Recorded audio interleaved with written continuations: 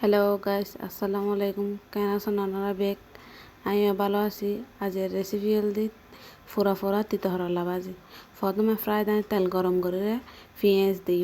পেঁয়াজ একটু যাতে লাল হবো, মানে একটু নরম হলে লাল সরি। তারপর দিন দেয় চিংড়ি মাছ আর সামান্য করে লবণ দিলে ভালো করে নাড়াচাড়া করে লাল লাল করছুম চিংড়ি মাছ লাল লাল করানোর পরে তারপর দিন দেয় সামান্য করে হলুদ দেওয়ানোর পর একটু ভাজা ভাজা করে পেঁয়াজ চিংড়ি মাছে তারপর দিন দেখি তিথরলা ভাজি দেওয়ানোর পরে তারপর একটু নাড়াচাড়া করে ভালো করে ঢাকনা দিয়ে চুলো একটু সামান্য করে ডিম করে রাখবেন, মিডিয়াম টু হাই তারপর ডিম করে রাখি ঢাকনা দিয়ে বারবার মানে মাঝখানে নাড়াচাড়া করে দিবেন, ন লাগে ভাড়া নিচে। তারপর ধন্যবাদ দিয়ে নামাই ফেলবেন যাতে ওই যে অনার পরে তারপর অনারা হাই প্লেট তারিবেন। আর যে রেসিপি এই পর্যন্ত ভালো থাকবেন, সুস্থ থাকবেন। আর চ্যানেলও সাবস্ক্রাইব করে রাখবেন, বেশি বেশি করে লাইক করে দিবেন। টাটা।